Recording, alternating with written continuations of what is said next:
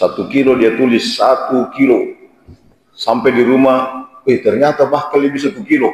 Oh berarti, tapi makutu baca Quran. Tetap salat, bagus salatnya. Ya, tapi jarang baca Al-Quran. Itu kata Rasulullah perumpamaannya sama dengan buah kurma. Jarang baca Al-Quran, mulutnya jarang baca Al-Quran, tapi tingkah lakunya tingkah laku Qurani.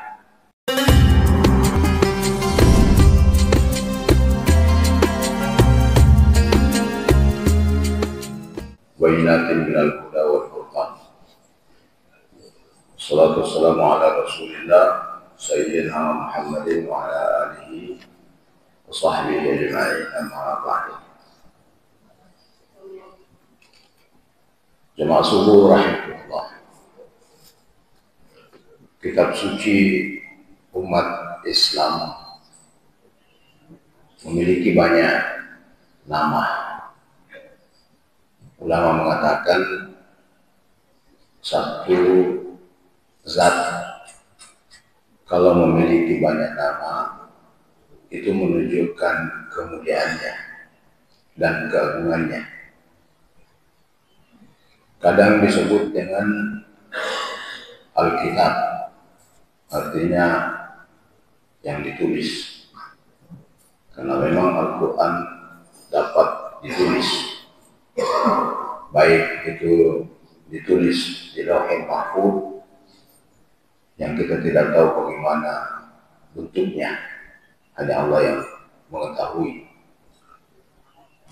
ataupun yang ditulis dalam bentuk mushaf, lembaran-lembaran kertas, atau dulu ditulis oleh para sahabat dalam lembaran-lembaran kelapa korma dan lain-lain. Bahkan sekarang itu bisa terlihat dalam bentuk digital HP ataupun layar, karena itu pengertian Al-Quran dari segi bahasa Alkitab. Kadang juga disebut dengan Al-Furqan karena ayat-ayatnya membantu kita untuk menjelaskan, membedakan yang mana yang baik, yang mana yang buruk. Kadang disebutkan Hudan, Al-Huda. Hudan artinya guidance, petunjuk kita, ibaratnya map kemana arah kita akan menuju, itu disebut dengan petunjuk, Hudan. Yang paling populer dari semua nama itu adalah Al-Quran. Kenapa dikatakan Al-Quran? Karena Al-Quran dibaca, berasal dari kata qara'a yaqra'u qira'atan wa huwa Qur'anun. Jadi kitab suci kita ini mau dibaca. Bagaimana cara membaca Al-Quran? Membaca Al-Quran itu ada dua bentuk. Ada Al-Quran berupa ayat-ayat kauniyah, alam semesta, itulah Al-Quran. Dan ada Al-Quran yang berbentuk ayat kauniyah, yang bisa diverbalkan, yang bisa kita dengar, yang bisa kita baca. Itu namanya ayat-ayat kauniyah. Kalau demikian, cara membaca masing-masing ini tentu berbeda. Ayat-ayat kauniyah, kata sebagian ulama, andaikan itu mau diubah bentuk menjadi tulisan yang diverbalkan, maka itulah Al-Quran. Sebaliknya juga begitu, andaikan ayat-ayat yang kita lihat, yang kita baca dalam Al-Quran diubah bentuk menjadi ciptaan semesta alam, maka itulah juga Al-Quran. Jadi kalau begitu, ayat-ayat kauniyah dan ayat-ayat kauniyah adalah saling menjelaskan antara satu dengan lainnya, bukan perbedaan. Tidak ada perbedaan ayat Al-Quran yang kita baca dengan ayat Al-Quran yang kita lihat, yang kita saksikan, ataupun yang belum sempat kita lihat dan saksikan. Maka perintah Iqra kepada Nabi sampai 3 kali bukan hanya sekedar kita baca dalam bentuk verbal, khatamkan, dan seterusnya. Itu juga bagus, karena Nabi perintahkan kita untuk membacanya. Maka Nabi menyebutkan satu huruf itu nilainya 10 kebaikan. Seperti kalau kita membaca alif lam mim, maka nilainya 30 kali kebaikan.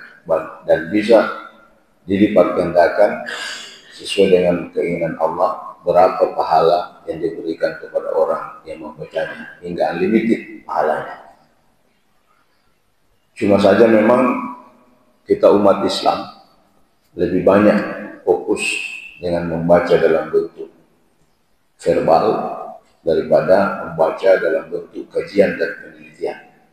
Padahal kajian dan penelitian juga itu adalah ayat-ayat kauniyah yang perlu kita baca. Bagaimana lingkungan, bagaimana alam, bagaimana teori-teori yang terkait dengan alam semesta dan seterusnya. Biasanya orang barat atau para akademisi non-muslim yang lebih banyak mengambil peran itu, melakukan penelitian dalam bentuk ayat-ayat kauniyah. Nah, sebenarnya ayat-ayat kauniyah yang kita baca itu selalu terhubung, dan sesungguhnya kita bisa semakin kokoh beriman kita, kepercayaan kita, kalau itu kita backup, kita dukung dengan bentuk penelitian-penelitian. Banyak sudah ditemukan bentuk-bentuk penelitian yang menjelaskan betapa Al-Quran itu sebagai mukjizat. Misalnya ada penelitian yang dilakukan oleh seorang berkebangsaan Amerika yang berketurunan Yahudi, namanya Golem. Golem ini ahli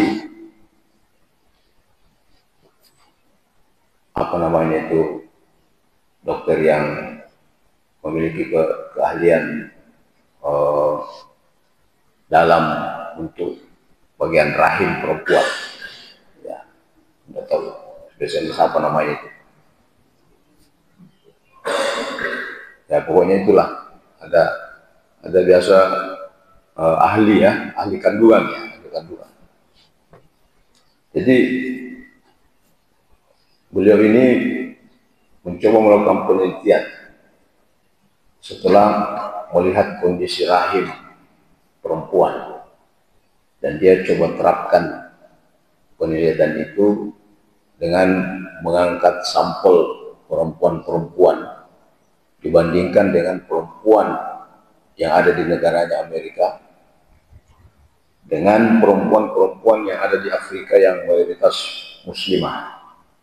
Dia akan coba bagaimana penelitian itu sampel kandungan yang ada dalam rahim perempuan-perempuan itu.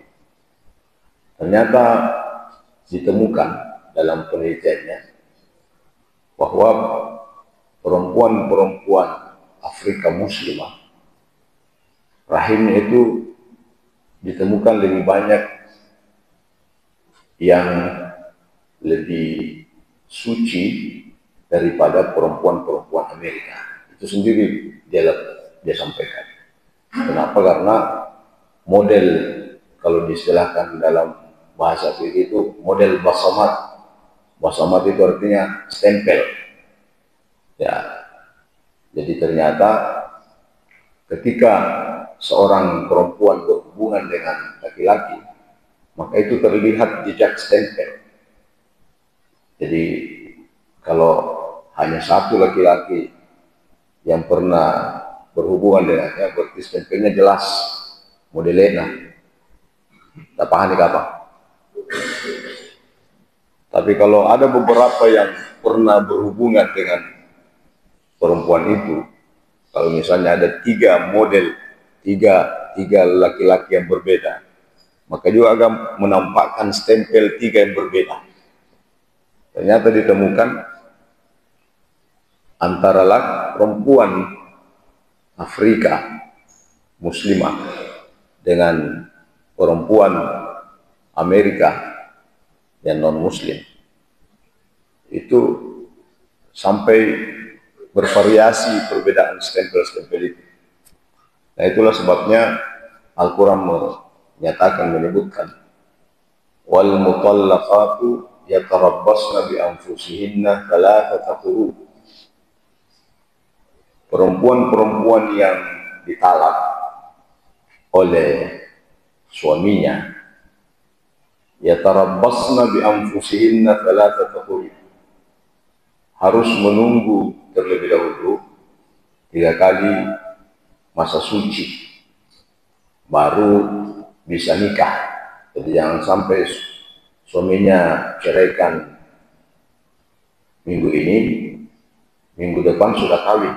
Tidak boleh.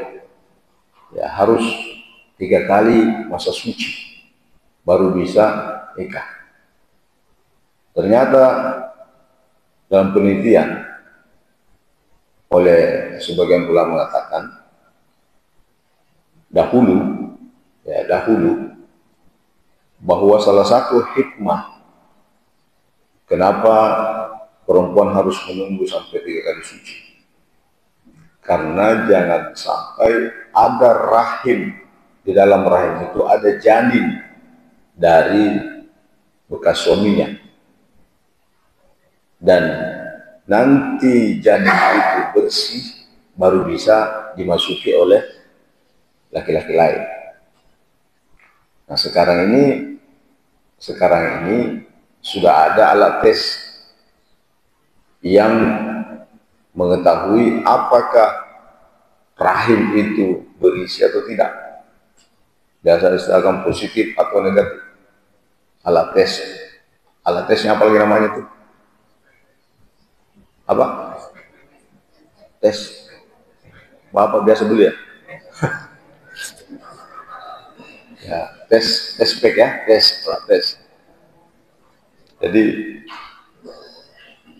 air seninya perempuan hanya dicelupkan beberapa detik lalu diangkat. Kalau garis 1 berarti apa, Bu? Oh, negatif. Kalau garis 2, berarti kan cepat sekali diketahui ini berisi janin atau tidak. Cepat. Kalau begitu, kalau ini jawabannya berarti kalau minggu ini cerai, minggu depan sudah bisa nikah dong. Ya, karena sudah bersih kan? Ya, karena Allah mengatakan dalam ayat itu, wala yahillu lahunna, kelanjutan ayat itu tadi, wal mutallaqatu yatarabbasna bi anfusihinna thalathata quru.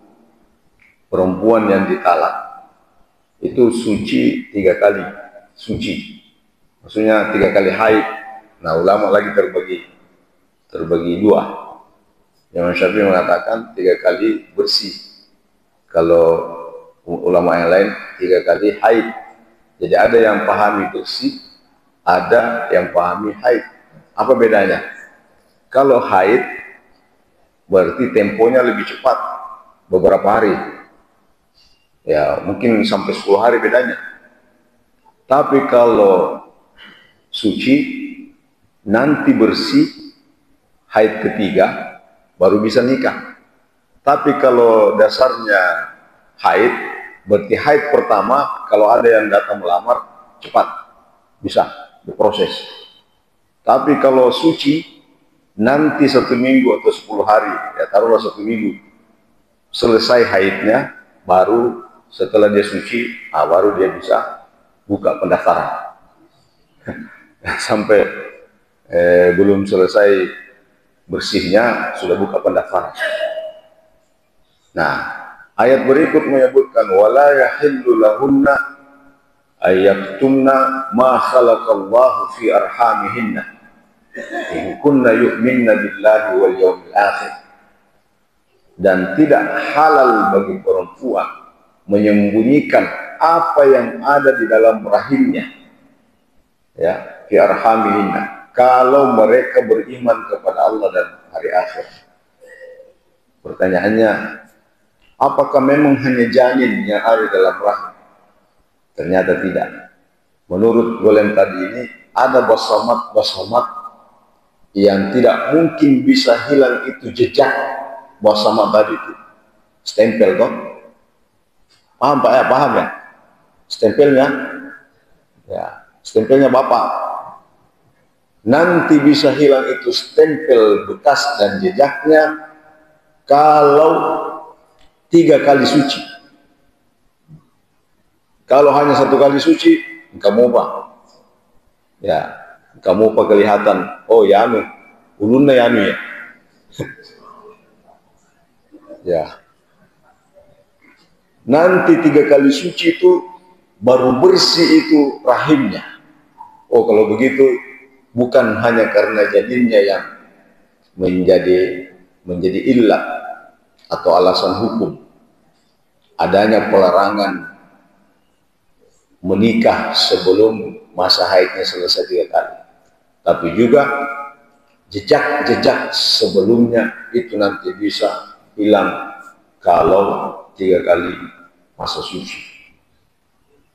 Itulah artinya Allah Subhanahu wa Ta'ala sudah menjelaskan itu, dan kita umat Islam ini hanya membaca ayat itu. Tapi orang-orang Barat mencoba melakukan kajian dan penelitian yang sebenarnya untuk membuktikan ayat itu. Nah, lain lagi kalau misalnya perempuan yang ditinggal mati suaminya, ya, perempuan yang ditinggal mati suaminya, bagaimana menurut Al-Quran? Walladzina yatawaffawna minkum wa yadaruna azwajan yatarabbasna bi anfusihinna arba'ata ashhurin wa 'ashra. Nah, lain lagi. Jadi perempuan yang ditalak hidup, dicerai hidup, itu 3 kali suci. Tapi kalau perempuan yang mati suaminya, masa iddahnya namanya itu arba'at ashhurin wa 'ashar, 4 bulan 10 hari. Ya, ini perempuan yang mati suaminya. Tapi kalau laki-laki yang mati istrinya, tidak ada iddahnya Pak. Jadi saya bilang jangankan masih hidup, jangankan mati, hidup pun boleh. Ya, apalagi kalau sudah 5 bulan misalnya kan. Kenapa ini? Kenapa? Oh, ada tersangka ya?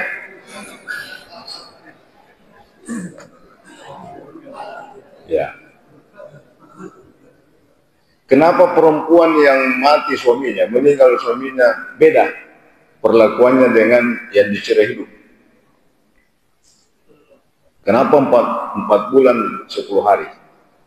Jadi selain tadi untuk menjaga-jaga jangan sampai ada sesuatu di dalam rahimnya, dan setelah 3 bulan itu, 3 bulan itu bisa dianggap aman. Tapi kenapa yang mati suaminya itu ditambah lagi kurang lebih 1 bulan 10 hari, jadinya 4 bulan 10 hari. Kalau yang 3 kali suci kan kalau normal berarti 3 bulan masa tunggu. Tapi kalau yang meninggal suaminya 4 bulan 10 hari. Ya. Salah satu hikmahnya dianggap bahwa perempuan ini sesungguhnya berduka. dengan kematian suaminya. Karena tidak bagus juga baru meninggal suaminya sudah buka pendaftaran. Ya, harusnya lewatkan itu masa itu. Ya, sehingga betul-betul tidak ada kecurigaan-kecurigaan dari keluarga yang meninggal itu tadi. Kan dua keluarga harus dijaga ini. Nah, berarti kalau begitu itulah hikmah sosiologi Islam, hukum Islam. Jadi Allah sudah memahami dan mengetahui kebutuhan masyarakat Islam, kebutuhan umat Nabi Muhammad Sallallahu Alaihi Wasallam.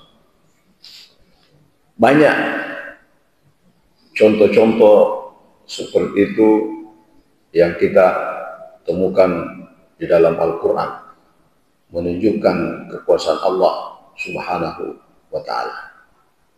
Jadi Al-Quran yang kita baca bukan hanya sekedar dibaca, tapi juga bagaimana Al-Quran itu kita bisa pahami dengan melakukan kajian dan penelitian, dan yang paling utama kita bisa amalkan. Maka sikap orang terhadap Al-Quran itu ada 4 modelnya. Kata Rasulullah, "Masal mu'min alladhi yaqra'ul Qur'an." Perumpamaannya orang mukmin yang membaca Al-Quran itu seperti buah yang harum dan manis ketika dimakan.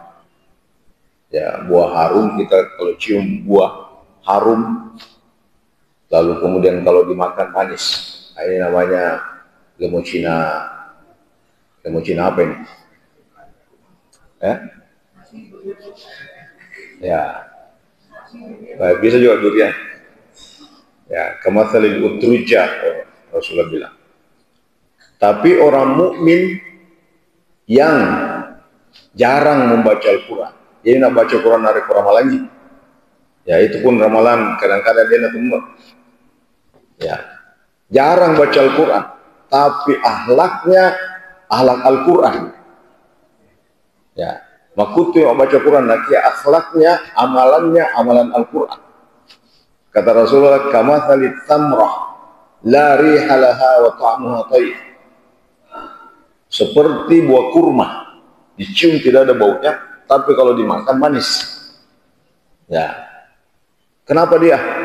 Dia memang jarang baca Al-Quran, tapi dia pedagang lansat di pinggir jalan, urip, timbangannya pas. 1 kilo dia tulis 1 kilo, sampai di rumah, ternyata bahkan lebih 1 kilo. Oh, berarti, tapi makutu baca Quran, tetap salat, bagus salatnya, ya, tapi jarang baca Al-Quran. Itu kata Rasulullah perumpamaannya sama dengan buah kurma. Jarang baca Al-Quran, mulutnya jarang baca Al-Quran, tapi tingkah lakunya tingkah laku Qurani. Dia menimbang jujur, tidak pernah bicara fitnah, hoax dan lain-lain. Nah, itu tamrah, seperti buah kurma. Ada lagi kata Rasulullah, "Masalul munafiq alladhi yaqra'ul Qur'an." Orang yang sering baca Al-Quran, tapi beda yang dibaca sama amalannya. Bagus cara baca Al-Qurannya, maka megan apalah, tapi napoji bote-bote, ya, magala mau bele-bele. Atau kalau ada kecurangan-kecurangan, pokoknya dia itu sebagai, ya, tapi rajin juga salat, rajin baca Quran, tapi tingkah lakunya tidak Qurani. Nah, itu kata Rasulullah perumpamaan buah harum kalau dicium nak mapai yanre. Ya, cari mikir buah apa itu? Harum kalau dicium, pahit kalau dimakan. Ya. Tapi orang munafik, masalul munafik alladzi la yaqra'ul Qur'an kamatsalil hanzalah. Jadi orang yang tidak pernah baca Quran, suka juga bale-bale, suka fitnah, tidak pernah lagi baca Quran. Nah, ini seperti buah boto baunya, boto juga, pahit juga di mata. Nah, jadi ada empat buah perumpamaan Nabi kita Muhammad SAW, ya, tentang Al-Quran. Terakhir, Bapak Ibu sekalian, Al-Quran ini kita diperintahkan untuk kita baca. Ada riwayat yang menyebutkan bahwa orang yang gemar membaca Al-Quran itu menurut riwayat hadis tidak akan pernah menderita penyakit pikun sampai dia meninggal. Kenapa? Karena ketika orang membaca Al-Quran, ini kan di otak kita ini ada otak kanan, ada otak kiri. Otak kanan itu fungsinya seni, otak kiri itu fungsinya matematis. Jadi kalau ada orang yang suka mendengarkan dangdut, maka yang banyak berfungsi itu otak kanannya. Ya, menonton sinetron, berarti yang banyak itu berfungsi otak kanannya. Tapi kalau ada suka hitung kali-kali bagi-bagi, ya berarti yang berfungsi itu adalah otak kirinya.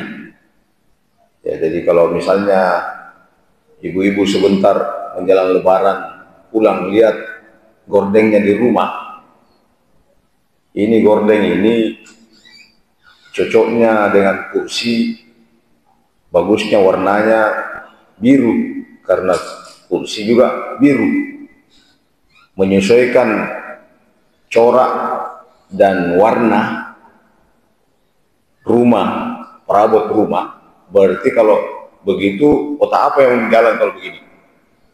Otak seni kan? Ya, otak seninya yang jalan. Tapi kalau ibu-ibu jalan otak seninya, yang berpikir mencari uang itu bapak-bapak. Berarti kalau ibu yang berfungsi otak seninya, otak kirinya, maka bapak yang berfungsi otak kanannya. Di mana dia ambil uang ini? Ya.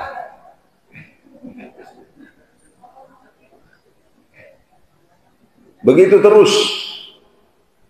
Tapi ternyata kalau kita membaca Al-Quran, dua otak kanan kiri itu berfungsi secara simultan, bersama-sama bergerak, seirama ketika kita baca Al-Quran. Kenapa?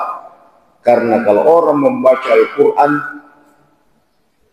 ada nilai-nilai matematisnya, ada panjang, ada pendek, di mana harus berhenti, kapan dibaca fathah, kapan dibaca kasrah, kapan sukun dan seterusnya. Itu sifatnya matematis. Jadi pasti gerakan bacaannya, irama dan intonasinya. Di saat yang sama ketika kita membaca Al-Quran juga muncul seninya. Makanya lagu-lagu, macam-macam lagu itu banyak sekali. Kalau kita disuruh di sini 100 orang mengaji Al-Fatihah, maka pasti beda-beda lagunya. Ada lagu irama Bayati, sekalipun kita tidak tahu ternyata itu Bayati. Ada Sika, ada Jaharka, ada lagu Cikoang, ada lagu Marusu, ada lagu Jeneponto, ada macam-macam. Ya, yang bisa muncul. Itu artinya kekayaan seni Al-Quran itu luar biasa. Dan ketika kita membaca Al-Quran, kanan kiri otak kita itu jalan simultan. Jadi makanya banyak orang yang melakukan terapi Al-Quran. Bahkan di Amerika ada klinik, ini klinik di Amerika, terapi untuk orang-orang sakit itu diperdengarkan ayat-ayat Al-Quran. Kenapa? Orang sakit yang mendengarkan ayat-ayat Al-Quran itu tingkat stresnya lebih kurang daripada orang yang tidak pernah mendengarkan ayat-ayat Al-Quran. Ya, berarti lebih mudah penyembuhannya orang-orang yang sering terapi dengan Al-Quran. Allahu a'lam bishawab. Dan Assalamualaikum warahmatullahi